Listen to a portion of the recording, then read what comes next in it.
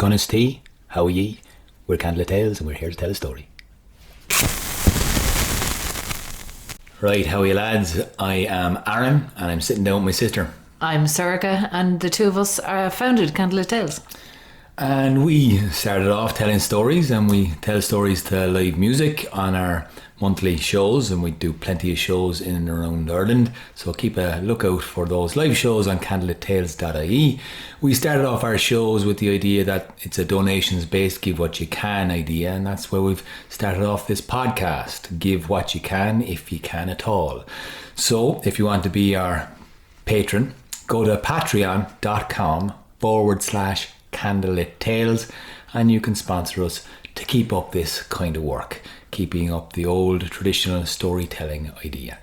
And now, let's hear a story. So Sorcha, Yeah. tell me a story. Alright, so.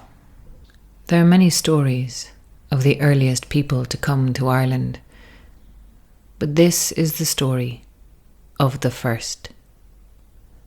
A long way away, and a long time ago, there was a land called the Isle of Merrow. And there lived a man you may have heard of from another mythology. His name was Noah. Noah had heard from on high that a flood was coming for the sins of the world, and he was building himself a great ark. And he was taking his family with him on this ark. Well, most of his family, anyway.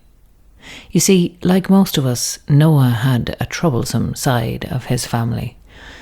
And in Noah's case, these were the children of his son, Bith. Bith himself was a bit of a black sheep. He was a light-fingered lad, and he was in trouble more than once for stealing.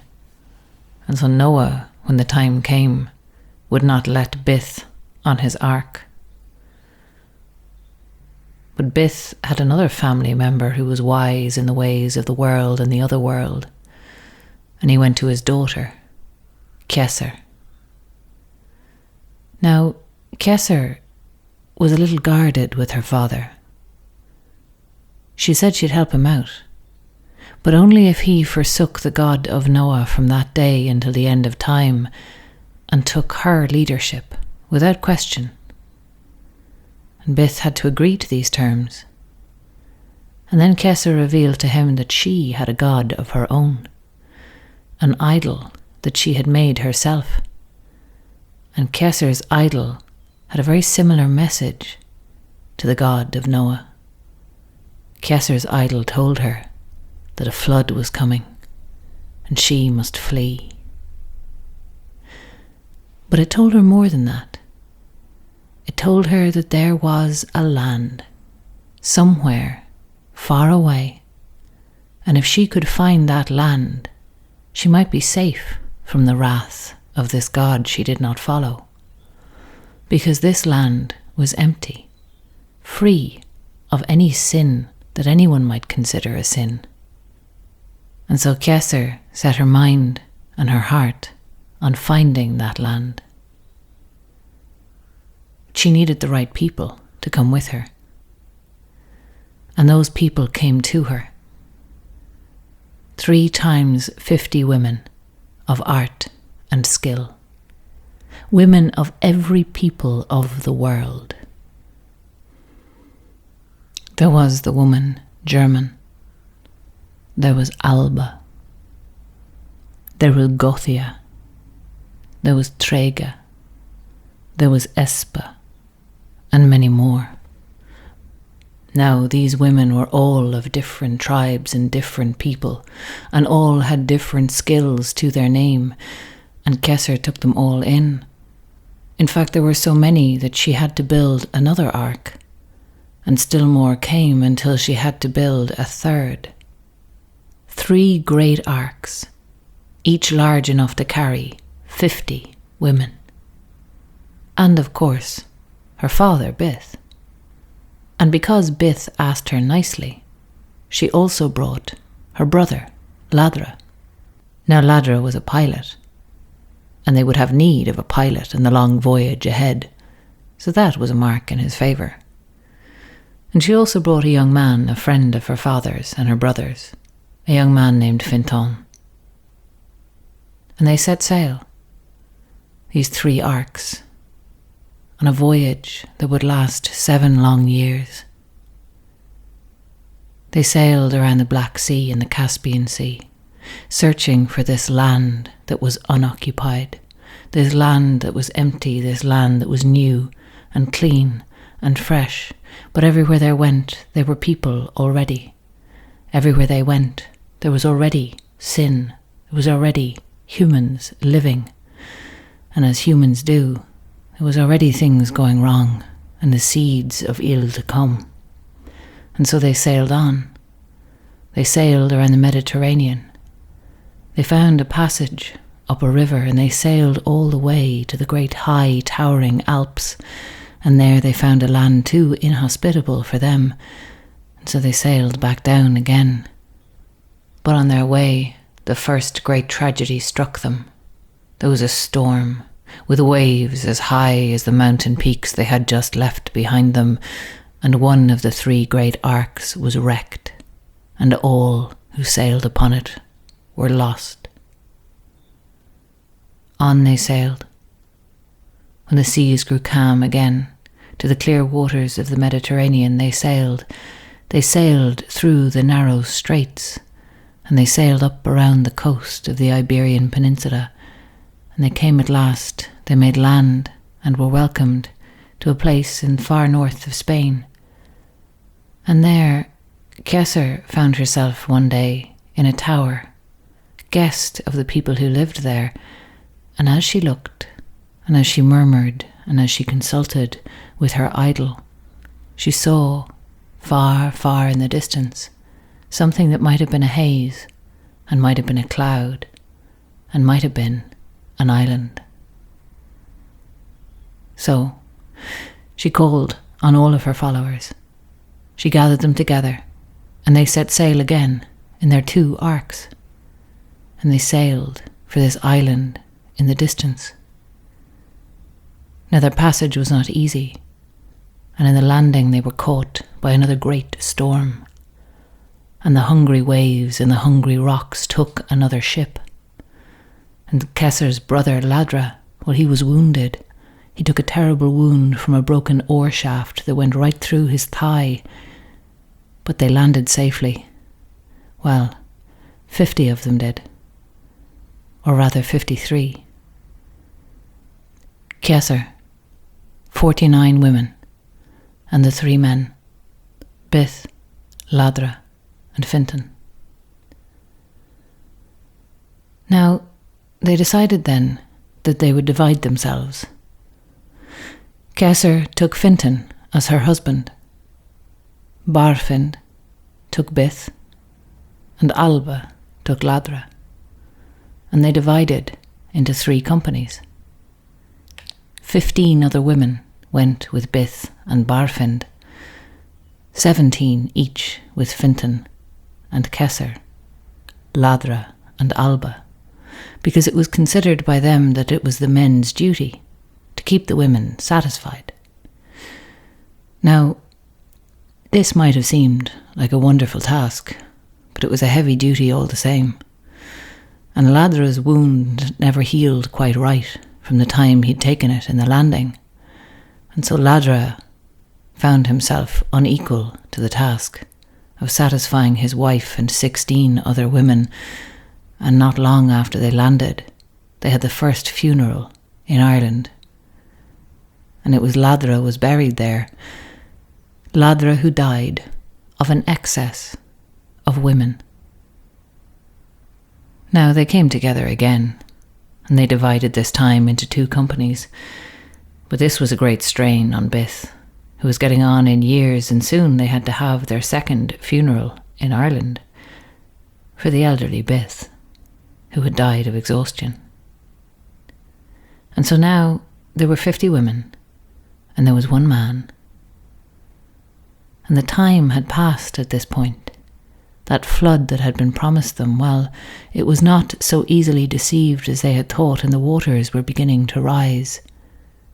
Now some will tell you Fintan was afraid and Fintan ran, but some will tell you that they came together, all of them, and they created such an energy together that it propelled that man onto a new plane, a plane where his dreams became reality.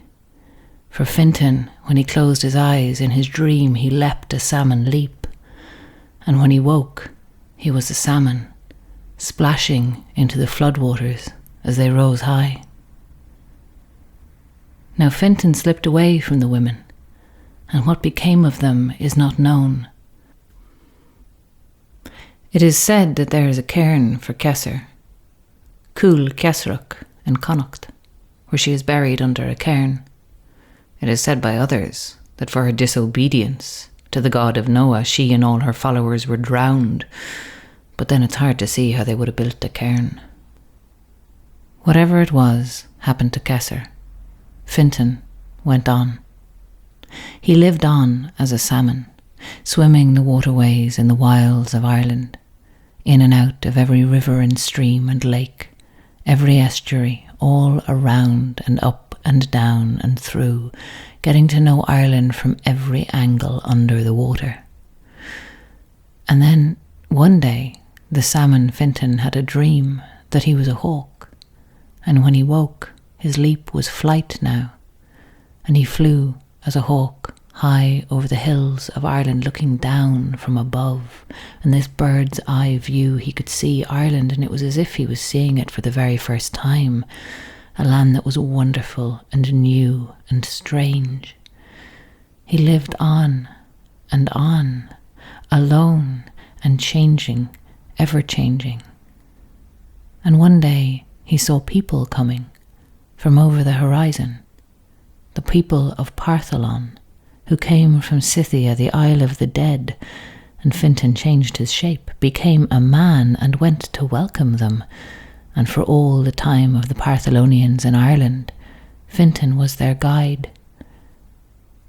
But the Partholonians, they were a cursed people, and after a time a plague wiped all of them out, and Fintan was left alone again.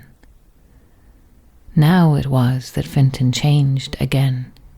He changed into a deer with great spreading antlers, and he lived in Ireland and knew Ireland from a deer's eyes. And when the deer was growing old, the wild wolves chased him, cornered him in a cave, and snarled that they were going to have his flesh for their feast. And Fintan, the aged stag, he knew he could not fight his way out, and so he asked them for a night of respite, promising to come and lie down at their feet in the morning, and the wolves agreed. But that night, Fintan had a dream. He dreamed he was a wild boar with great curving tusks as sharp as razors, and when he woke in the morning, it was not an aged deer he was, but a boar, young and in the prime of his life, and he roared out of that cave and he scattered those wolves like they were ninepins. And so time went on for Fintan.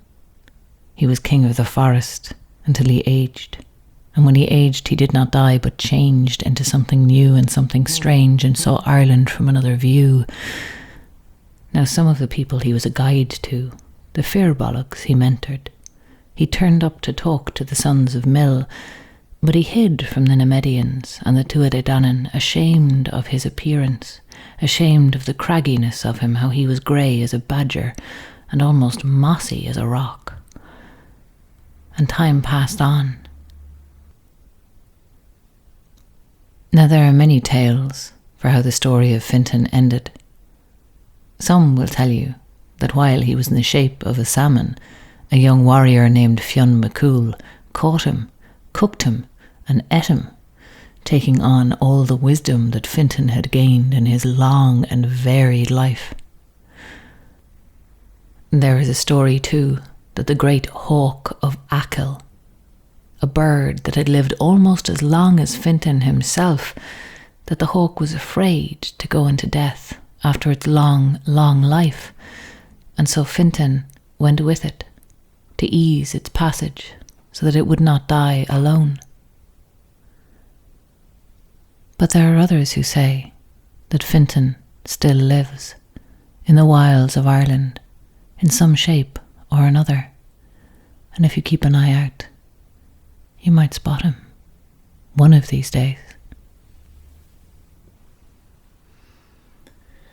Alright, well, happy 2019 everybody. I hope you've enjoyed the first of our podcasts this year, starting with Cesaire, the first woman who came to Ireland.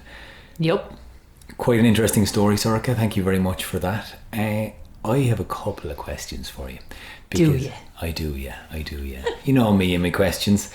So, other cultures have a creation myth, right? So there's the Tree of Life in Africa. There's loads of them, and the Mayan story with the corn of 4 different colours. Yeah, the people of the corn. Yeah, it's great. But those cultures have, talk about the creation of man all the time. But in Ireland, our oldest story comes from the Book of Invasions, and it's a series of stories about people who come to the land of Ireland.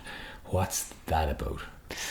That's an interesting thing. I think there's a couple of ways of looking at that. I mean, there is some scholars who will say that the stories were there and that they've been lost. Particularly in the Cesaire story, you see a kind of a crossover with the Christian mythology. So Noah figures there as her grandfather. So you've got this idea that maybe the Cesaire story was kind of a way of tying in this Irish mythology with the Christian mythology to kind of legitimize the Irish myth a little bit and the work of the Shanakees. There's also some idea that Cesaire might be a remnant of an older creation myth. There is a brother of Cesaire that is not Ladra, other than Ladra, that's mentioned in some texts, very much in a kind of a fragmentary kind of a way. And there is an idea that she might actually have been part of an older pantheon. I think it's interesting, like, where she's from, because the Isle of Merrow mentioned in the story, that's actually a site in modern day Sudan. Yeah. I've read a source that said it was Libya as well, though. I wouldn't be that up in the geography there. Sorry. Northern Africa, basically, kind of. Yeah, I know the Isle of Merrow is in modern day northern Sudan. Right. Well, it's just interesting that those place names kind of existed in the 4 of these myths in this mythic time.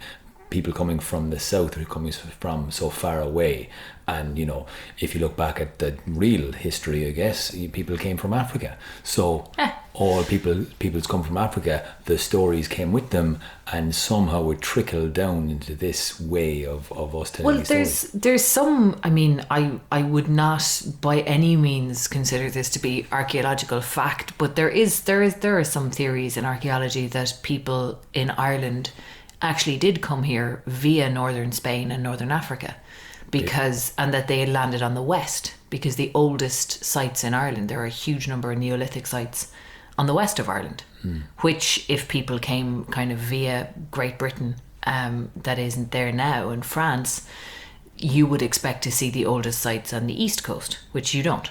Right. So it's kind of like there's interesting little links, but I also think it can be a little bit going down the wrong course to try too hard to line up mythology with archaeology, because they're very different things. True, but it does have a bit of a cultural significance, saying that we don't place all of the importance on mankind or womankind. Saying that the land was here first is quite a significant thing to say, that people came here from abroad and the land welcomed them. I think that's true. I think there's a kind of that's another way of looking at it, is that if this is not a remnant or a fragment of an older mythology that's been lost, then this is a very different orientation on our place in the world, and a very different way of seeing human beings. It puts us secondary to the land in a really kind of clear and definite way. Land first, people later. And the lake sprung up to welcome Cesaire and her women, the 3 lads as well. There's almost like a consciousness to the land. And it's really interesting as well, you have these different invasions in the Laura Gowalla, which we'll probably cover at some stage in this podcast. You have the Partholonians and the Nemedians, who I mentioned in that story. And then, of course, the Tuatha De Danann and the Firbolg, and later the Celts, the Sons of Mill.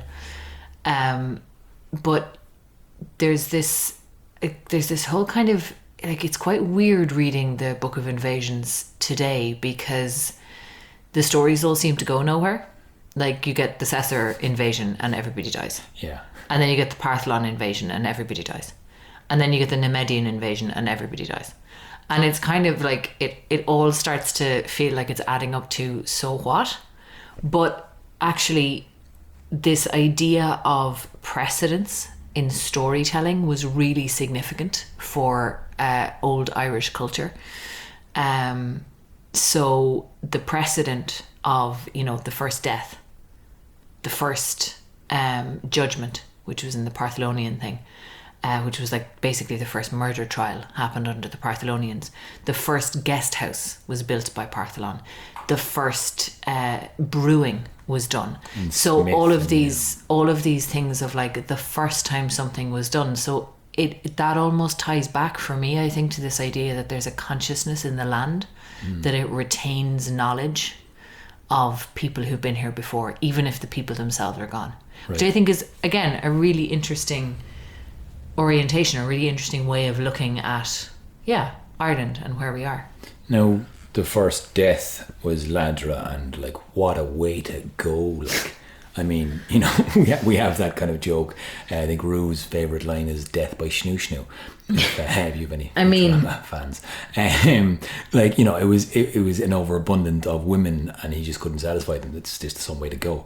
And we sometimes would have told this in our live shows that Fintan McBoker looked at the 50 women and went, nope, and ran for the hills.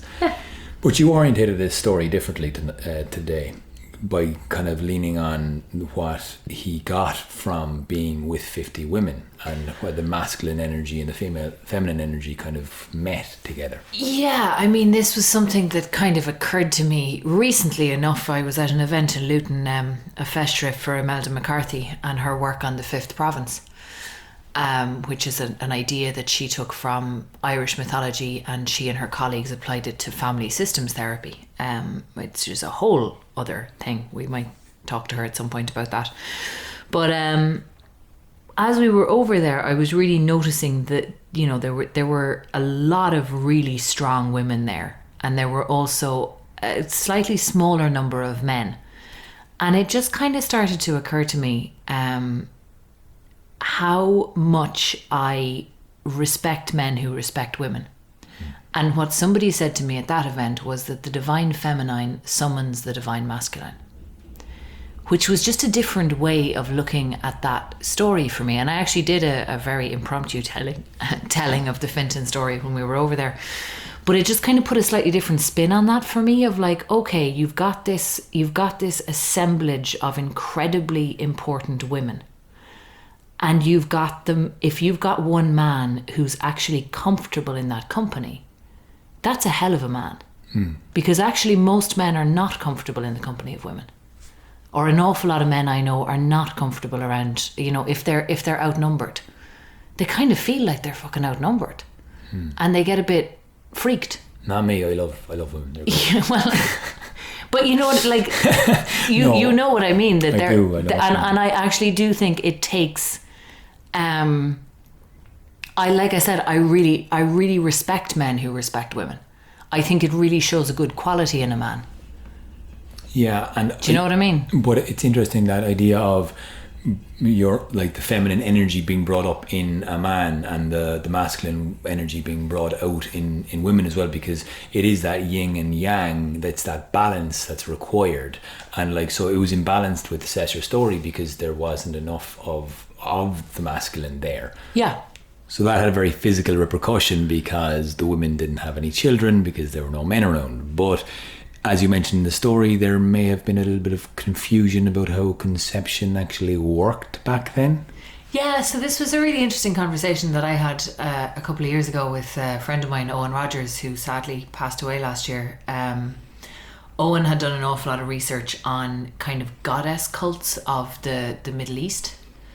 And he told me that a lot of the time in those days and in those cultures, basically, sexual reproduction wasn't understood. The role of men in sexual reproduction wasn't understood.